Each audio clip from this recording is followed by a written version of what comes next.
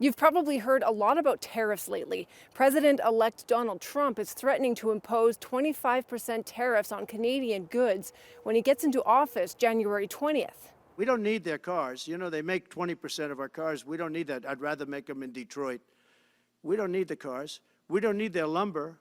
We have massive fields of lumber. We don't need their lumber. We don't need anything they have. We are both trying to prevent them from coming in, and if they do come in, we will try to get them lifted as quickly as possible. Now, if you're quietly or not so quietly saying, I know this is a big deal, but I don't know exactly why, don't worry, I can relate. I asked an economics professor to explain tariffs to me as simply as possible. If you buy something that is not from the US and you try and bring it into the US, imagine that there's an invisible person standing at the border who, when they see it cross, they just add on an extra 25% onto the sticker price. Okay, so understandably, some of Canada's biggest export industries are concerned. You know, we don't know how it's going to be enacted.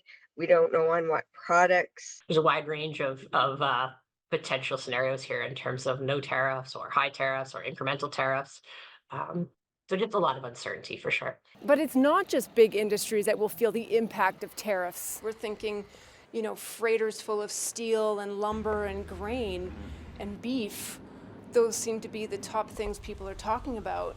So independent businesses should be left alone. That's not necessarily true, unfortunately. I mean, when you look at the production chain, this thing has a trickle-down effect.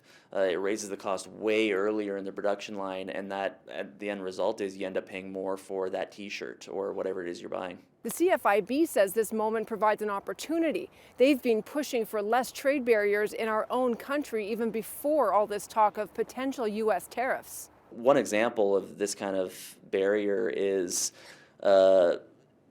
a business can't produce food and sell it in another province without that being inspected by the Canadian Food Agency. That's a big hoop that many businesses have to jump through. Our position is, if it's safe to consume in Alberta, it should be safe to consume in Saskatchewan. So to sum it all up, tariffs will have a big impact on industries and consumers. Whether or not Trump will actually impose them, we'll see. Terry Trembath, CBC News, Calgary.